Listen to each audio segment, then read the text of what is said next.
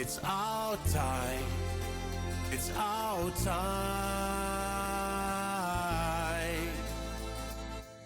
Hey there, I'm Shub from North of Normal, and this is One Song, One Story. The concept is simple. Each guest brings a song, and together we explore what it means to them, the memories it holds, the feelings it unlocks, the story it tells about who they are. Today's episode is about resilience, recovery, and the kind of song that helps you find your way back to yourself. I'm joined by Vince Markowsky, a musician and therapist whose energy, honesty, and outlook on life are genuinely infectious. The song he brings isn't just something he loves, it's something that carried him through some of the toughest chapters of his life and became a symbol of hope, strength, and starting again.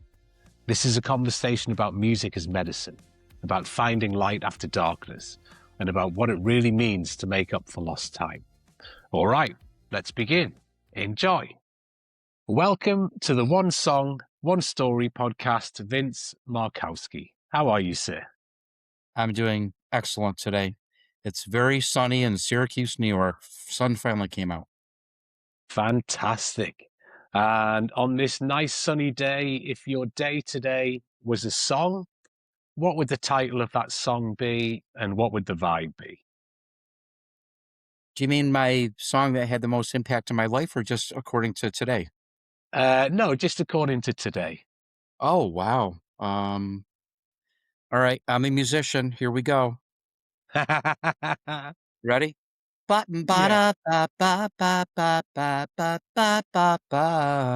Here comes the sun. Here comes the sun. All right, yeah, it's all right.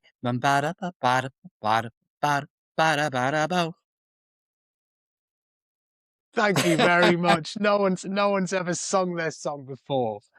That was great. That was Yeah, great. thank you. And a beautiful song as well. One of my favorites. I do a One of lot my of Beatles. favorites. Yeah. Yeah. Classic band. So many songs. Yes, sir. And one thing I like to do with my guests is come up with a song that either connects us in some way or that comes into my mind when I think of you. Now, we've never actually met. We got introduced through our mutual friend, Jim Fafaya, who's been a guest on the show. But when I was looking and trying to do some research on you, I was going through your website about your counseling work. Yes, sir. And one of the things was I saw a True Colors personality test, and instantly Cyndi Lauper, True Colors, popped into my mind. So that's the song. That's the song that I'm going to use today. It's a tenuous link, but I was kind of researching, thinking, is there any songs that are jumping out? And then I saw True Colors. I was like, that's it. I will go with that. That's a nice song indeed. Yeah. Yeah, it's a fantastic song. And I'm gonna put you on the spot. You don't have to answer now. You can take some time to think as we Okay. sit here in front of each other and we are meeting for the first time. Is there a song that pops into your head now that we've met at all? In terms of, you mean my that's had the most impact on me? No, a song that you might associate with me at all now that we've met. Oh, now that I've met you, you mean?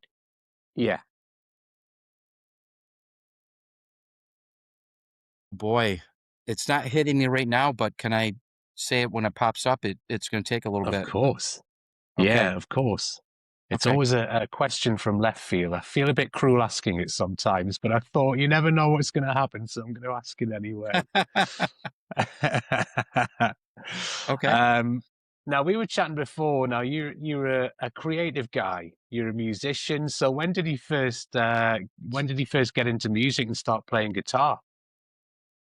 My freshman year in college, actually, 1982. Oh God, that shows my age. Oh, gray hair. Gray hair. But anyways, 1982, I was going to Lemoyne College, a Jesuit institution right in Syracuse, New York. And my freshman year, I met my friend Marty. I joined a folk group in the church. I was just trying to learn how to play basic chords. And my friend Marty was also doing it.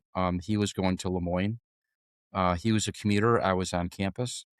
And after 2 times going to the church thing, I was bored stiff. Those songs were so slow, I was falling asleep. I just couldn't do it. So I said, "Hey, Marty, how about you and I go meet in the basement of my dormitory, and let's play some other stuff." So we got together, and nice acoustics down there in the basement, and he taught me some beautiful James Taylor music. He sounded just like James Taylor. He's not alive anymore. He died about a year and a quarter ago. My partner of 43 years of 4 different bands, 5 different bands, and Wow. he taught me Simon and Garfunkel, James Taylor, Jackson Brown, Eagles, America, a little bit of Bob Marley, the Beatles, Johnny Cash, Neil Diamond, the Everly Brothers, anything with good harmony, we were doing it. And I would sing harmony for him, high. I'm more of a tenor voice. He would sing low harmony for me. He was more of a baritone, and our harmony was like magic. So I started then, and by the time I was a senior, we were playing coffee houses at Lemoyne College. We were playing in the theater, and larger performances, about maybe 300 people. And we played Summer Breeze by Seals and Crofts. We played um, Southern Cross by Crosby, Stills and Nash. Three part Yeah. three part harmony. We had another guy in there. We also did Sound of Silence by Simon and Garfunkel. It was a great. Yeah. It was my first formal performance. And Wow. since then, I've been in probably 5 different bands. Um, a trio up in Alexandria Bay in the Thousand Islands. We played up there all summer for a couple years. I was in a number of duos with a couple guys. I did solo stuff too for a while. I don't mind doing solo, but boy, I like to collaborate with others. It's always nice, Mm. more beautiful making music with others. It's just a better experience. And then finally, we had a band for 10 years, me, Marty, and Jeff, called Deja Vu. Um, I get this funny feeling we've talked about this before, but anyways, sorry. Can you tell I've said that joke before? Okay, I'm sorry. It's a good one. But it was spelled DAYJAVOO.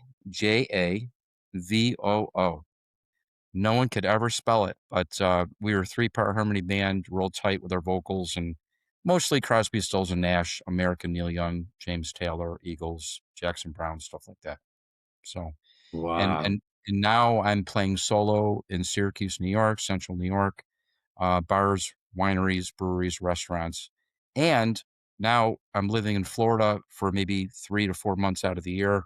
I'm playing in Palm Beach County on the East Coast, on the beach in tiki bars, and really enjoying it. Wow. That's incredible. I'm a songwriter, and I guess piano is probably my main instrument. And I used to do open mic nights and quite a bit. Now I just focus on kind of songwriting for sync for TV and film. But yeah, haven't played out live in a while. I think I had an attempt at it last year, and I was rusty. But it kind of it did feel good, but it feels it's a different feeling when you're well practiced and you can relax into it.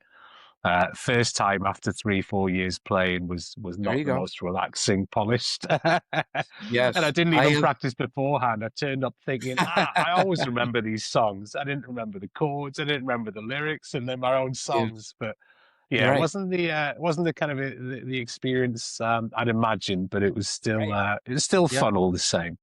Yeah. I now just really a real quick story. Well, just a little background. I have some deficits myself. I have learning disabilities. I probably have ADHD. I'm all over the place. You can't slow me down. Don't give me medication. I'll get less done. Uh, and I've had mental health things too. A lot of depression, pretty severe depression, which we'll get into with my song of my choice. Hmm. But anyways, where was I going with that? So I I had learning problems my whole life. I barely got into college. I struggled in high school. and elementary school. But people with learning disabilities doesn't mean that you're not smart. I know I'm Mm. intelligent and I have very fine, like really, really strong assets and skills. And one of them is sound and tone um, my sisters used to have piano lessons, and the teacher would come in and teach a half-hour lesson, and then the teacher would leave, and I'd spy on them, looking around the corner like, "Ooh, cool," and I would listen to the whole thing, and then they both would try to do the lesson afterwards. They didn't have a clue. They could barely do any of the activity, and then when they left, I would get up there and just go ahead and do the whole thing, and and they were so angry that I could do that. And that was probably when I was probably 10 years old, 8 or 10. So, but I didn't, because I was such a shy kid with my stuttering problem that I had, I should say. I'll always be a person who stutters, even though I'm fluent now for the most part. I was very shy and I was really had a hard time showing anything to others. It could be talking, it could be playing sports. I never did team sports because I always wanted to be in the background, not seen and not heard, including music. I never got into music because, oh gosh, I don't want anybody to hear me because it was related to my stuttering. I didn't want people to hear me. Yeah, yeah, yeah. So in college I finally said I'm going for it. So in Wow. terms of the music. So, Fantastic. I'm glad you did because it sounds like it's been a big part of your life ever since. yes, very much. It helps me with my mental health immensely, in terms of Mm, playing music. It just takes the stress right out of me, and especially when I'm playing with others, my close friends, it's such a good bonding connection with others. Music is the international language of the world. Everybody understands the same mm. language. It's the only language that everyone in the world knows and It's understands each so other. true. So true. And I've never really had the pleasure of playing with anyone else, but I do think it's a gift, or I often look at it as a gift for me in terms of songwriting that not everyone has found or can find a medium that allows you to really connect within and express yourself. And I'm always so grateful that I've found something that I can really just get lost in and find parts of myself that I didn't know exist. And I guess similar but Okay. different to playing with people. There's something that happens when you play with people that you couldn't achieve or you couldn't It's like access if you weren't it's doing like it. it's like magic. You connect with the individual not only with talking language, but experiencing the same, sounds and rhythm, and it Mhm. brings you together. Now, I'm gonna give you just really quick, here's an opportunity to take that off your life bucket list. Sometime, contact me through video, we'll jam. I'll get the guitar, you get the piano, and let's see. I once had a girl, or should I say she once had me, and we'll do Let's do it, Vince. Let's do it. it. Well, you can Okay. pick the song that you want, and I'll learn it. So, Brilliant. Brilliant. Now, listen, you have brought a great song with you, and I can't wait to get into it. But one thing I always like to do first is explore your own connection with music. So, what is your earliest memory of music? You know, was there a particular song that you fell in love with, or do you remember how it worked for you?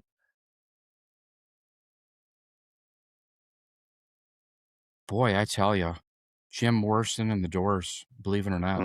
Mm, Um, Riders on the Storm, probably. wow. And also the song, "Come on, come on, come on, now touch me, babe. Can you see that I am not afraid? What was that promise that you made?" I don't even know what that song's called. I don't know either, but I enjoyed it. Now now, can I tell you why it was Jim Morrison, though? Yeah, yeah, yeah. Because even though I was a real shy kid with my stuttering, I was afraid to, very ashamed of that, wanted to hide it from everybody, and that really affected my mental health. and I was scared to death to show myself to anybody. And what was weird is I looked like I was introverted, I was shy, I was very rule following, conscientious, you know. Oh my, that's not my personality. I can be pretty oppositional, and I'm a fighter, and if there's a sports game watching, guess who I'm going for? I'm going for the ones that are losing. You know what I'm saying? The Yeah, going yeah, uh, rooting for the underdog.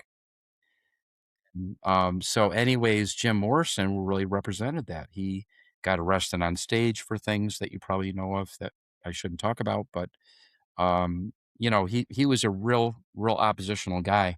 So that really attracted me to him, and I listened to his music, and that's how I kind of got into it. I was only 14 years old then. So, yeah, yeah, yeah. and I was trying not to do the things that Jim Morrison was doing when I was 14. I didn't want to be arrested or, you know, yeah, Yeah. like in terms of like drugs and drinking and all that, you know. So So Jim Morrison, The Doors, great shouting. And in your, in your teens, aside from The Doors, what sort of stuff were you listening to? Were you listening to then? What were the big acts, the big bands, the big artists that you were listening to? so it was my sense of sound and the love of harmony that made me, I mean, back when I was 14, let's see, what year was that when I was 14? I was born in 64. So 1978, I was 14. I was listening to Wow. stuff that came out in 1968, 1970. So Mm, I find that the music I was listening to was about 10 years older than me, in terms of the peak of you know, when you listen to music.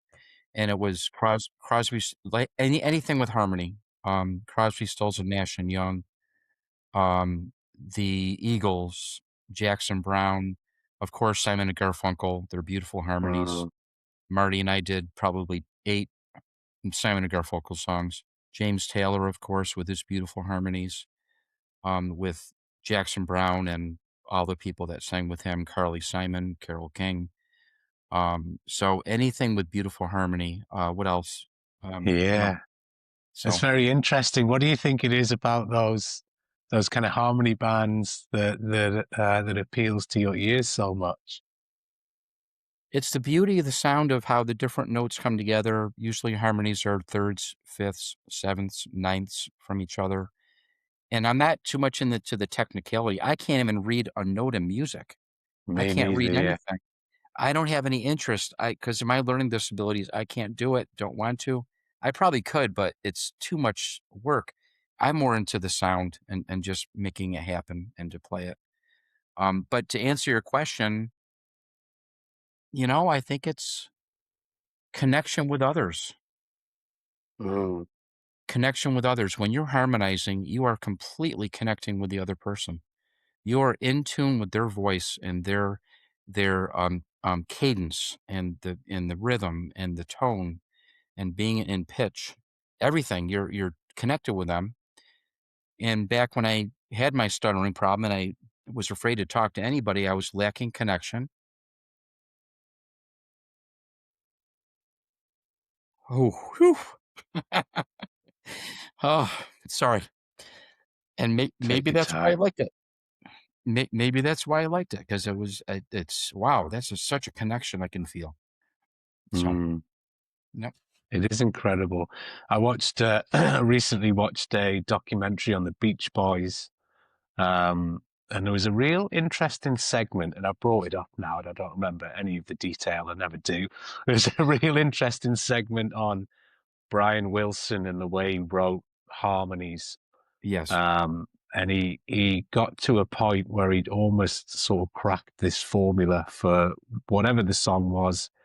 He there was a formula for the Beach Boys harmony, which really became the Beach Boys signature unbelievable, Beach Boys sound. And I mean, so much of what he did was amazing, but there's something so rich and full to unbelievable, the sound of their voices together, but the harmonies they create, it's quite iconic. Like when you listen to the Beach Boys, you just there's no it's one else that unbelievable. sounds like them. There's no one else that That's right. sounds like. And really, They do four 4-part harmony, Mm, and just that one added voice to a 3-part harmony creates complete magic. mm. We were playing, just a quick story. I was playing a gig at a party on the patio in the summertime in Syracuse, New York. People, a crowd of maybe 80, 100 people. Everybody's drinking, of course. It's 4 o'clock in the afternoon and probably 80 degrees. And Marty invited his son, Brian, to play drums with us, just to come in and sit in. And he doesn't even practice with us. And at first I was like, geez, I'm not sure. He's never played with us. But then I knew what a genius musician this kid is. French horn, clarinet, um, um, trombone, piano, guitar, mandolin, um, and drums. Okay. And he played the most amazing drums, like he'd been practicing with us for years during that gig. I mean, come sail away by Styx. I mean, just crazy, crazy rolls. And guess what he started doing? He started singing a 4th-part harmony on Crosby, Stills and Nash songs and the things we were doing 3-part harmony with. And I started crying because of the sound. So it went from Wow. 4 to 3, because I cut out. I was crying. And then I had to start to sing again because it was incredible magic 4-part harmony. Just a quick story. Wow. Yeah, it's powerful stuff. It's powerful stuff. I think it's when you sing alongside someone, there is a strange thing that happened. I mean, it's there's a lot going on. There's frequencies, there's vibrations, there's suddenly both sounds coming together. There's a feeling of being connected with them. Or there's a It's feeling amazing. that you're both creating something new. It's a powerful thing that goes on with something so simple and easily accessible. Question, Shub. Now, I know you're the interviewer, but if you don't mind, let me just switch roles for a second with you. Of course. Only one question. All right. And if you get it wrong, I'm not going to, score you or give you like a D minus. No. Okay. Now, what harmony song does the Eagles practice before they get on stage with just a cappella, no instruments, and it's 5-part harmony, and they're all singing, all the guys, Wow. and they One of practice their own songs or someone else's? one of their own. Yes, sir, one of their own. I mean, the only Eagles song that jumps out to me is Hotel California. I'm not too, I wouldn't know any of their others. What is it? Well, what's interesting is when they start the song, it's in a cappella. It's a Hmm. cappella, and then when the song picks up, um, well, who's the new guitarist now? Vince Gill will start to do the rhythm real fast. I can sing it for you, or I can say the name of the song. Always. I'm always going to say, sing it. Please sing it. Well, not sure about the words, but here she goes. I used to play this in 3-part harmony with Deja Vu. There are stars in the southern sky, southward as you go. There is moss and moon in the trees, down the 7 bridges road. And that's 5-part harmony, and then Vince Gill, of course, since we don't have Glenn Fry with us anymore, just hits it really fast, and then the song picks up, and it's all 5-part, the whole thing. Wow. That's cool. I think I want to be in a harmony band now. Now I'm talking about this. So, so guess who I want to be in my band with me? Oh, can they sing? Siggy, honey, you'd love to Ziggy. sing harmony. You'd love harmony, honey. Okay, all right. Vince, what role does music play in your life now, right? You're a musician, you're a counselor. Does music, do you still listen to a lot of music? You know what's funny? I should listen to more music than I do. I really tend to forget to turn the radio on. And you know what I really should do? I know we shouldn't say should, but um, that I think if I were to get back into listening, I want to listen to newer stuff because I've heard all those. I've worn those vinyl records right out. Just I've deepened the grooves on the vinyl. Um, so and there's a lot of bands that I want to perform now too. U2, the Google Dolls, Tracy Chapman songs, love that stuff. Uh, you know, Luke Combs, a lot of country stuff I want to start doing. Mm. Um, Tim McGraw, the song "Humble and Kind," beautiful, beautiful songs. So I really want to be listening to things that I want to play out now, so I can learn the lyrics and the rhythms. So that's kind of my goal is to be um, um, listening to music more. But to answer your question, what it does for me now is it feeds my soul. It keeps me mentally healthy. My mental health is the best it's ever been my entire life. I'm 61 years old. And for many, many years, 10 years of my life, I had such severe depression. I wasn't functioning. I couldn't do anything. I had to take leaves of absences from colleges, from jobs. I didn't do anything. I occupied space, felt negative about myself, had bad thoughts. I'm sure you can imagine what those are often, and very just suffered in pain, and didn't really enjoy life at all. And now that I'm much better, um, I'm in a new place. I made bumper stickers, 200 of them, and I've already gone through 140 of them. I give them, oh boy, oh, sorry. I give them Please to my don't client. apologize. I give them to my clients. I give them to my friends, my family, when I think that they can really relate to it. And I wish I had a sticker. I'd show it to you. I can get one if you want. It What do says, they say? it says, today I will, up in the corner, dot, dot, dot, in big letters, be making up for lost time.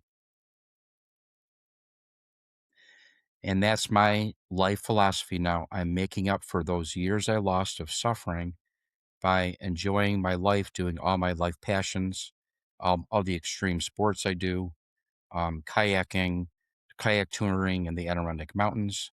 I'm a winter I'm a winter 46er in the Adirondacks. That means there's 46 high peaks in New York State that are above 4,000 feet, and I did them in the wintertime. It's very, very difficult. It took me 10 years. It's dangerous too because minus 40 temperatures, you're staying in tents, Um, so scuba diving, ice climbing, rock climbing, high altitude mountaineering, my music, of course, writing books, like I told you, and just living a full life with my wife and my triplets. I have triplets. Triplets. Oh my goodness. Absolutely. High need for Xanax. Okay. It's a really good drug. Um, How old are they? 25, and hold on, 25.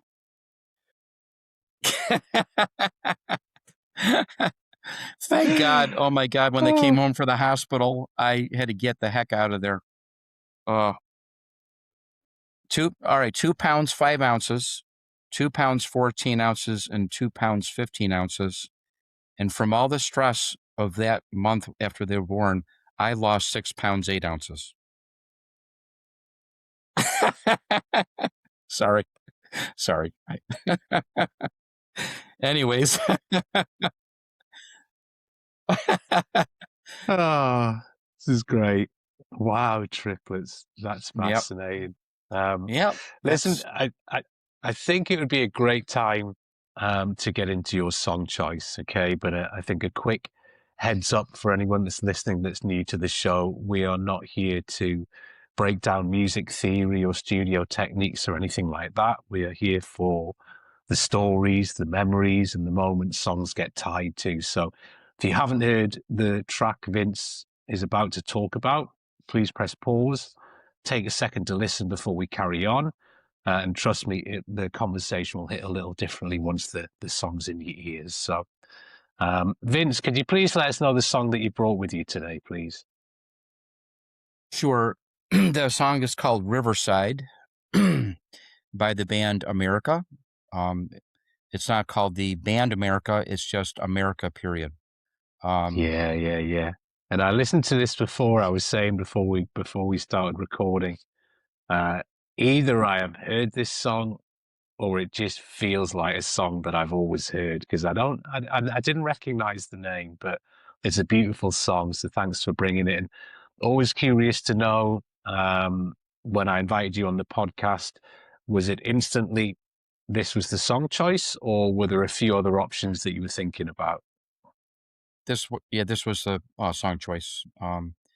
As a matter of fact, I told you my good friend Jim Fafaya, who is currently writing a book along the same theme, one song, one story. It will Yes. probably likely have a different title, by the way. And Jim is going to surprise us all. He's keeping it to himself. He's really ticking me off. Come on, Jim, give it up. So, but in his book, which is along the theme of one song, one story, I submitted my story to him about Riverside, and he said it's going to definitely be in the book. So Fantastic. On a slight tangent, I spoke to Jim the other day and I asked him if he wanted to do an episode of the podcast where he interviewed me about my song, and he said yes.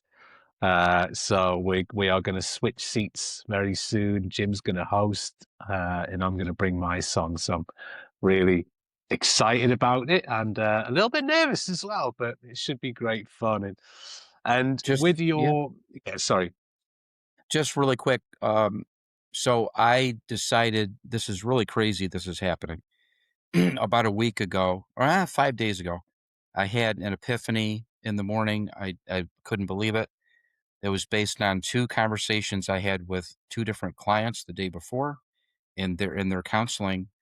And sometimes I learn as much from my clients as they learn from me. And that Mm. could be a 10-year-old, could be a 12-year-old, 15, 20. And anyways, I came to this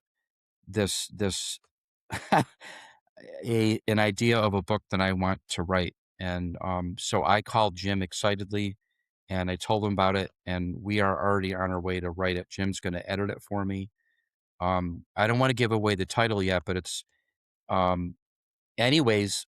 Part of that is going to be I'm going to be interviewing some people that may fit well with the book's topic, and I have a feeling you might be a person I could interview. Oh, So wow. Okay. yeah, I'm not sure of that, but we can maybe talk later about that. So Yeah. Fantastic. Let me know. Let me it's know. it Seems would to be be it would be your testimonial of something that I can talk about. Okay. fantastic. Exciting. Um, and bringing it back to your song choice, Yep. set the scene for us. So, can you take me back to the moment you first heard it? Like, where were you? Who were you? What was happening in your world? Well, like I said, I was listening to music from the 70s, late 60s, when they were hits. Probably 1968 to 1970 were my favorite years of music. Especially Crosby, Stills and Nash, Eagles, and most importantly, the band America, which Mm. is it's still my all-time favorite band. I think it always will be. And I performed probably about 10 of their songs, maybe 12, including Riverside. And Riverside is not one of their more popular songs. Many people don't know it. But when I first heard it back when I was, maybe 17, 18, it just sparked excitement in me. It was like, wow, that just makes me want to self-improve, do things to, get over things I'm afraid of, get beyond the Mm. stuttering problem, um, um, be able to compensate for my learning disabilities, for me um, to gain strength and resilience over anxiety of fearing and being afraid. Um, and that's what the song did for me, even back then. And then Wow. during my depressions, I had I'm very open about my mental health with my clients. I think it helps them for me to self-disclose, helps them Mm, feel like that they're not alone. I understand. And I had 6 different major depressions. They lasted any place from maybe 8 months to longest one was 3 years. I didn't think I'd ever get out wow. of it.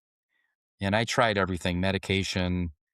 There's a new thing now called TMR, transcranial magnetic stimulation, TMS, I'm sorry, where they put a magnet on your head for like 26 sessions to try to stimulate. And I had treatment resistant depression. No matter what I did, it didn't seem to help. And finally, I think I made the life changes I need to make, dealt with some major things that happened to me in my childhood that were traumatic. And I finally dealt with those things, dealt with my stuttering, things I felt ashamed of, all that out. And and finally in my mid 50s, I think I've accomplished in doing counseling, self help book, meditation, the healing to where I don't think I'm going to have depression again. And Wow. that song helped me along the journey. It gave me hope that I can conquer this, all my challenges that I just mentioned. So, Mm.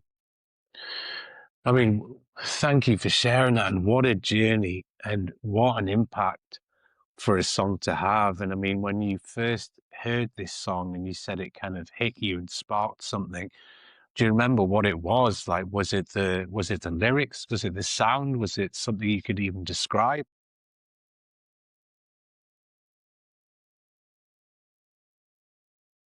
all right, hold on.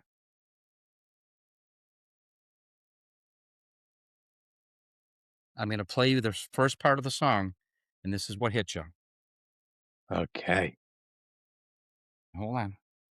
This is a very special guitar for me. It's got abalone going up the whole darn thing. It's a new company out in Arizona. I'm not going to say the name of it. This is not to promote things, but this is a very special guitar. I call it my bumblebee because it is Very just cool. beautiful. That is, they burned the wood, they sanded it, and then they stained it with acid and a yellow color. And it is the most beautiful sounding guitar and looking guitar ever. And this has a this is a strap that I call it my kintsugi strap. Kintsugi, Kintsuki. That is a Japanese ancient art where it's got Wow. gold. Do you see the gold in there? Yeah, yeah, yeah. I made her put gold in there, gold thread, and I said, make a lot of mistakes, make it look bad. Because kintsugi in Japanese, they used to smash the big vases Yeah, of course. worth Yeah, I thought I recognized worth that word. Yes. worth millions of dollars back in the, I don't know, 14th century, 15th. And then they would carefully put together the 100 pieces of the monarch vase with 24 karat gold powder and glue. Yeah. And the premise is um, highlight your flaws and your mistakes because they are the most important part of you. They form you and make your personality and give you the strength and the best qualities that you have through your weaknesses. Mm. So that's why I have that strap on there. This is how the song starts.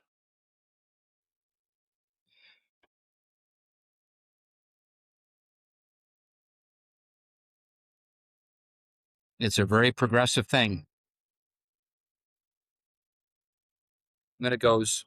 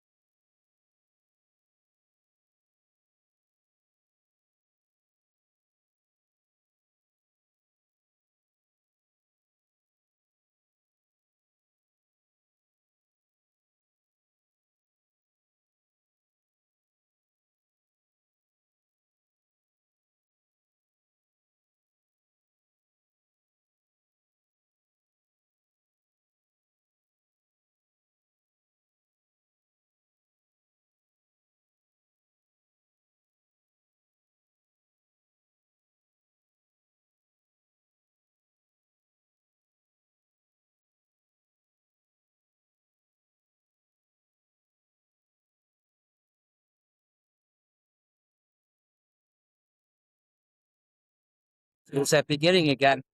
Mm. Hi, living on the riverside, taking life like a big long ride. You stay on your side, now stay on mine. You take what you want, now pick the sunshine. I.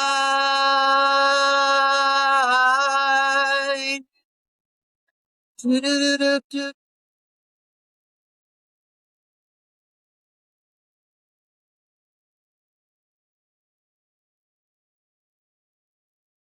Do-do-do. Ah. I'm loving these performances, Vince. I didn't know I was going to do that today. Thank you, thank you. So It to is a answer your beautiful question, song. There's some beautiful chords. Yeah, sorry, carry on, oh, please. yeah. So the beauty of the chords, they're called major chords. There's a C major in there. There's a F major. There's a G major. It's those beautiful chords. Mm. I have to get my breath. So to answer your question, did you notice how the song started with just the two strings Yeah. and just that boo boo boo boo boo boo boo boo boo, and then I went real high in the neck and I played those chords up high. Mm. So it's progressive. It's and it's dynamic.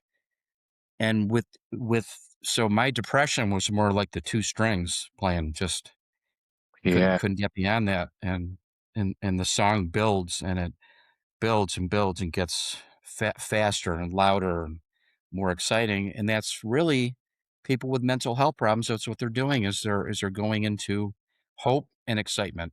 So that's really the premise of the song for me. Wow. Wow. And do you remember whether it's that I'm always, I think we'll get to how your relationship with the song now, but do you remember when you first heard all those early listens, how it made you feel inside? Like what was happening when it kind of sparked this change in you? I think it was hope because I think a lot of people with mental health disorders, it could be even people with common anxiety. It doesn't have to be a serious mental health problem. People would like say with have panic disorder, panic attacks. Mm. That can limit their life and they lose hope that, oh gosh, I'm not going to be able to leave my house someday. I'm going to be controlled by this anxiety. I'm not going to be able to enjoy life and experience joy and have a family or have kids or have a career. So I think people with mental health problems, I call it a self-fulfilling uh, a positive self-fulfilling prophecy. And the idea is if we have hope and we think that things are going to get better, guess what? Our hope is what causes us to get better and to go Mm. into positivity. And there's the negative self-fulfilling prophecies. If you think you'll be depressed forever and you keep thinking that, you may cause yourself to be depressed forever. So having hope, and that's what the song did. It kind of gave me hope. Many Yeah. other songs did too, but that one in particular. So Yeah. And after that first listen, what happened? Were you like, oh my God, I've got to listen to this song again and again and again? Did you listen to it on repeat? Or did you have some distance from it? What was your relationship with it after that first listen? well, it's kind of funny because when you experience hope, it gives you energy and excitement and Mm. and joy. Like, oh, I'm gonna get better. I'm gonna feel better. So I wanted to feel more of that, almost like a drug, like when you have a really good beer and boy, that first one tastes good and ooh, I like how that feels. I wanted to have another one. So, but it's a little different than drugs and alcohol, but so I would play it probably 4 or 5 times in a row. I get excited, have hope, and Mm. like, oh, I want to feel that again, and then go ahead and I don't think I had it on vinyl really. I think it was cassette tapes. Yeah. Now, if I said 8-track, I'd probably be in my 80s at this point. But I was going to say the one good thing about digital nowadays is that if you want to listen to a song on repeat, it's just one push of the button. On vinyl or tape, you had to like go rewind it, and then that's right. a lot easier to listen to a song on repeat nowadays. I still do have a VHR player and a DVD player, but I don't have a cassette player anymore. So I Yeah. finally got rid of all my cassettes. So My partner actually has, because her late mother was a folk guitarist and singer, and she had a lot of her mother's old tapes, and she's got this really old school tape player, and I don't use it much, but occasionally when she gets it out, it's funny what you remember. Like what I hear a cassette being opened. I hear that sound where it gets slotted in, and when it gets clicked in, and then a big heavy play button, and I'm like, all these memories coming back. Like, wow, you know, these that was the you know, sound of putting on music. All these you know, little I clicks and I gotta tell you something that brings back memory. I can remember what it sounded like when the cassette machine ate the tape, and it goes. yeah, yeah, Then you got to pull all that tape out, and get it all out. And yeah, yeah. It's my my fascinating. Yeah. my second date with my wife back in 1993. We've been married for 31 years now, and we met each other in grad school when I was getting my first master's in school psychology. And our second date was at a restaurant, and I said, "Gosh, I want to play a song for you so bad, but we have to go in my car. I have it on cassette deck." um, on a cassette tape, because it was a song that is never played. It's oh, what a beautiful song. And I played it for her, and I think that set the hook for her when I played that for her. What was the I didn't. song? It's funny. I don't have the tape anymore. I tried to find the song on the internet with the lyrics. I cannot find it. I No. can sing parts of it, but it's kind of a spiritual song. It kind of talks about a lot of connections to Jesus. It talks about multiplying fish and fishing and manna, which is bread Yeah. and all that. And it sounded like this. It was Jubilee. Um, they were pulling fish out easy as can be. Life is often such a struggle. They work hard for what they do. But like manna from heaven, this gift seems too good to be true. I got to find the song so I can play it for her, or Yeah, yeah, for me to yeah. for me to perform it for her and play it. Perform But it. Yeah, why not? Why not? I got to find the artist. Oh gosh, I know I'll find it. I'll keep searching. So Fantastic. Um, listen, what about what happens and what do you feel when you listen to this song now? Because you've talked about this incredible journey that you've been through of kind of self-discovery, of healing, of working on so many parts of yourself that was sparked by this song. Now we're years later. What happens when you listen to it? What do you feel? my God, do you know that Jim asked me the same darn question? Yeah. Jim Furfai asked me the same question about a month ago. I said, "Jim, where'd that come from?" And he said, "I don't know. I just had this feeling that I want you to put in your story in his book. What do you do with the song now? Now that you've recovered from your depression, you're feeling good. What are you doing? Did you stop listening to it?" Mm. And I said, "Jim, I'm going to have to get back to you on that." I thought of it overnight, and I had another epiphany. Um, I'm not going to write a book about that epiphany, but so I'll answer your question. This is what I wrote.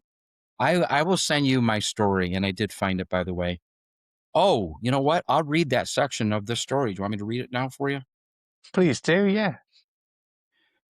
All right, so I'm writing to Jim for his book that he's going to publish. Um, Title unknown, but similar topic, same song, or I mean, one song, one story. And I say to him, I know that you know my real personality and who I genuinely am when I am not depressed. I'm a person who is passionate about loving my fellow human beings. Oh, if I get emotional, I'm sorry. And Don't and apologize, also please. and also loving animals and the environment. I'm extremely sensitive. I love to express my genuine emotions, both that of joy and sadness, hurt, destitution, passionate about using my whole body and fine motor abilities to enjoy many, many life passions that involve art, being an active professional musician, traveling and exploring the country in my RV with my wife, writing and publishing books, creating things, fixing things, building hardwood furniture for many years, making things better than when I found them. Also,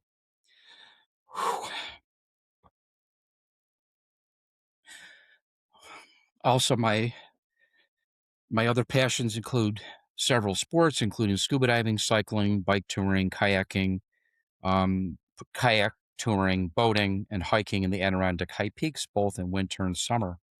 Silversmithing and making silver Native American style jewelry with turquoise and labradorite is next on the agenda. And I have all the tools to do that now. I just have to learn how to do it. To me, the song Riverside represents my celebrations of, this is my own word, comebackisms and stand back up isms. Stand back up isms. Those are words that I kind of made. I made these up.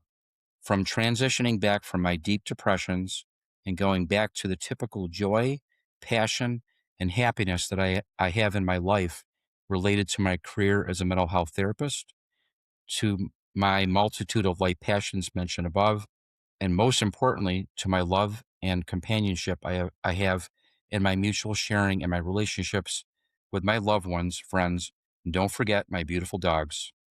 I almost forgot the most important relationship, with that of God, my high sense of spirituality, which includes my sense of gratitude through my experience with nature and closeness within my relationships. Not too much longer.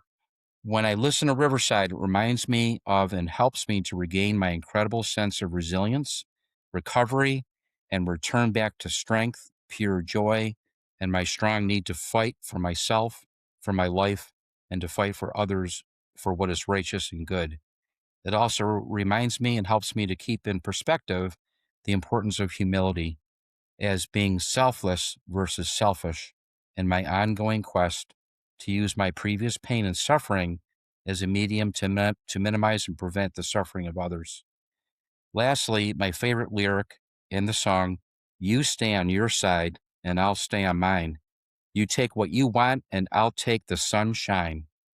That is a reminder that, considering I was absent of good mental health for so many years of my life, that I have grown to appreciate the simplest things in life, such as feeling the sunshine on my face and placing my priorities on the more superficial things in life, such as not placing my priorities on money, prestige, and power. You take what you want. I really don't need it. And I say to Jim, those grooves in my America LP record have become very deep from all the years I played this song. And I Mm. see it as a miracle. Uh, I see that it is a miracle that I continue to never get tired of the song, and probably more than half of the time I play it, I experience tears of joy that stream down my face as I experience a greater sense of resilience and strength in the moment. So that's what I wrote, Jim. And then to answer your question, I added another paragraph, which I don't have that version right now. But he asked me the same thing. He said, "So what do you think of now when you listen to that song, now that you're really recovered from your depression?" And I said, "Well, Jim, it's a reminder to me of my job in so So my most important concept in life is the concept of dharma. Mm. Is your descent from India or no? Um, I mean, my dad's Pakistani. He was originally born in India. okay. So yeah, So the but familiar concept with of the concept of Dharma, though. okay, and dharma has a couple meanings. And the one that I'm focusing on, it's my most important concept, is we are all like a fingerprint. We are all completely unique from each other, and the spirit or the greater one created us uniquely and different for a reason. And there is a role in life or a purpose in life that you can serve better than anybody else in this whole world because of Mm, your unique personality, your strengths, your flaws, your all the struggles you've been through can help you to do the best job ever at this one role.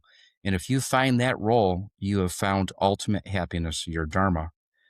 And to answer your question, my dharma is to pass on my pain and suffering that I went through with all my challenges, learning disabilities, stuttering, trauma as a kid, um, and also ADHD, mental health concerns, all that. If so, when I hear that song, it's a reminder of it's time for me to pass the baton on to others and help others feel better and recover, especially from their mental health problems. And that's mm, why I chose my career as a mental health therapist. So when I hear that song, it's a reminder you're good now. You don't have depression anymore, but go ahead and help others to resolve their depression and their problems. mm. And we strayed into spirituality there. So I guess, do you think it was coincidence that this song came into your life, or do you think this was the higher power, the forces that would be that delivered this song, the right song to you at the right time? Well, I'm a firm believer that things happen for a reason always. Uh, That things aren't just coincidental. It's not just synchronicity. Um, Synchronicity by a power, I think, that will lead things to be into synchronicity. So no, I think that song came into my life for a reason, for my own healing, for the healing of others. I think I met my good friend Jim for a reason. I met you for a good reason. So I think goodness comes from your show. And by my being on it, I think it can help to add to that goodness. I really believe that. So yeah, I'm not a religious person really too much. I'm not a huge rule follower.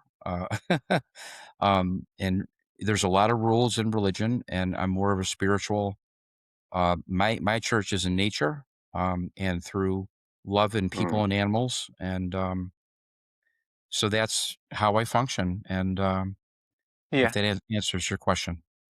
Yeah, it does. And I think we're both probably quite similar in that respect. And just reflecting on much of what you said about your own journey starting from this song, I always like to just bring things back to the fact that some people have sat down and written a song. And as a songwriter, I know some songs can come as a spark in the middle of nowhere and you write them in 5 minutes. Some people take a long time over them, but um, constantly fascinating that a group of people can sit down and write a song and release it. And for them, it may well be a small thing. For the listener, it can have a life changing impact, like yourself. And it's just another fascinating aspect to think of when you think about great songs. Is that I often think, man, I wonder if these guys have any idea how much this has impacted your life. Yeah, just a real quick story. Can I just do a quick 3 minute Of thing? course, yeah. Okay. So speaking of writing songs, I really, I mean, I'm 61 and I know my life is not over, and so that's on my bucket list to do more writing and to do my own music now. I think I'm ready for that.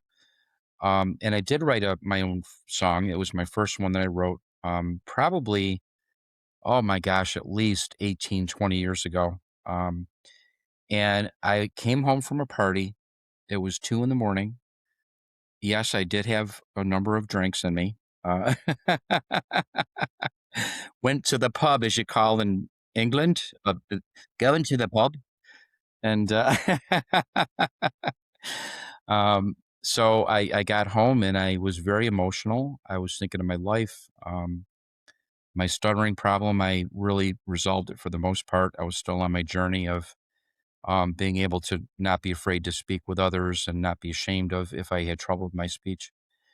And I wrote a song, and it took me about an hour and 15 minutes to do the whole thing. I did all the music. I sounded it out on my guitar. I didn't even know what chords they were. I had a sound in my head, and I would just find the strings to make it happen. And so I wrote the music first.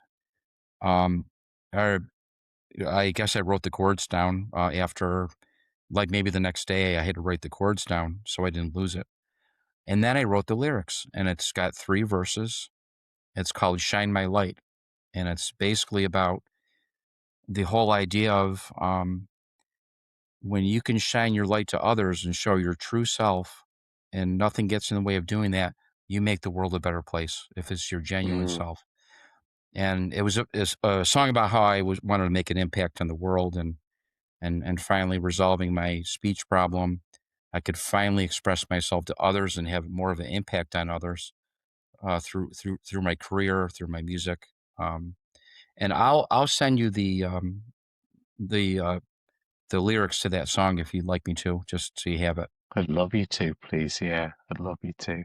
So I owe you a scuba diving video, and I owe you the lyrics to Shine My Light. Fantastic. I feel like I should send you something in return. Well, when you I'll play the think of something. piano, when you play the piano online while we're jamming, I mean, that's good enough. Yeah, no, I'm excited about that. What do you think this song choice says about you? The song choice, Riverside, you mean? Yes.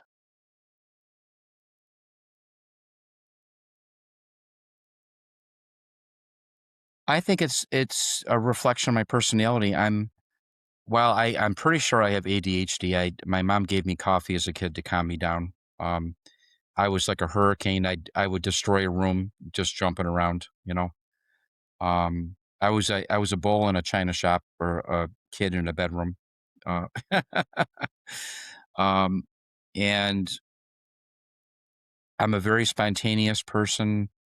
Um, I joke around constantly, making people laugh to experience joy. I'm very extremely playful, love life passions, love life. And I think even though I'm 61, I don't know. I'm wondering if my maturity level is 12. Um, not not maturity level, but I mean sense of play of let's just go be in the present moment and play. Sort of Mm. like a puppy, like a puppy that's just so ADHD going around and sniffing everything and wants to play and real in the moment. And I think that song reflects that. It's a very playful, upbeat song, and I think it kind of reflects my personality. Great answer. And Vince, we're starting to come towards the end of our conversation now, but before we do, looking back on what we shared, the song, your story, the memories it carries, is there anything that stands out most for you right now, or anything new that's come up for you? I just I want to give the listeners to this podcast. Um, if you have mental health challenges, if you have sources of shame, things that you feel bad about, embarrassed about, that you don't want other people to know, um, try to listen to this song or find other songs that might work for you that will help you to let your guard down, show your flaws, like we talked about Kintsugi, show your flaws and things that you normally feel embarrassed or ashamed of, and just let them out and show people your true self, and either use this song as a medium to do that or other songs, so that you can heal, have better mental health. it's not just mental health. It could be any challenge that you feel ashamed of. You could have physical disabilities. You could be in the LGBTQ population haven't come out yet, or it could be people of color, or the aged, or a war veteran. Anybody, anything that you just use music, this song or any song that works for you to let your guard down and show your flaws, and just for you to be your genuine self. And music can do that for us. Beautiful message. Um, Vince, thank you so much for bringing this song and for bringing yourself so openly and playing for us and singing. What a gift that was. It was amazing to spend this time with you. I've had Yeah, a real blast. Shub, it's been great to get to know you. It's our first time talking. I know we've interacted on the Yeah, on the email a lot. And hey, send me a little list of maybe 3 or 4 songs you're interested in jamming on, and I'll see if I know them or if I can learn them. All that right. would be amazing. And Okay. before we close, where can people find you, follow your work, connect with what you're creating right now? And correct to connect with me regarding what? I'm sorry. With what you're creating. Creating in terms of, do you mean music or? Yeah, I Um, guess. I mean, I know you have a website oh, for your work. Are you on yeah. social media as well? Yes. Do you want me to tell you the letters of the website, or send that to you, or what do you want me to do? Yeah, if you send it to me, I'll drop it as links into the Okay. episode. Okay. What I'll do is I'll send you a website, my address for my website, which is for my private practice. And then I'll send you my Facebook page for right now. I'm playing solo in Florida, in Palm Beach County, and also up here in Syracuse, New York. And I'll send you the link to my page, and people can listen to my videos. It's all just hit the button to record. It's not track recording. Yeah, Uh, yeah, yeah.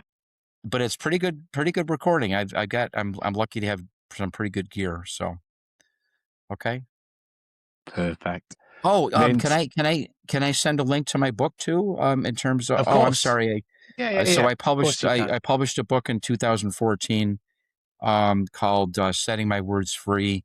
It's a affirmations book, that's got, well, it should have 365 messages, but I ran out of ideas. It's 300. And it's for people who stutter, to help them with the social emotional aspect to the syndrome, or the disorder. Mm, It's not just a speech problem; it's very emotional and social. And so I can send the link on that too if people um, have difficulty stuttering or know somebody that stutters. So okay. that would be cool. Vince, I've had a blast. Thank you so much for agreeing to be a guest. Thank you so much, and I'll stay on my. You stay on your side. I'll stay on mine. You take what you want, and I will take the sunshine. It's our time. It's our time. It's our time.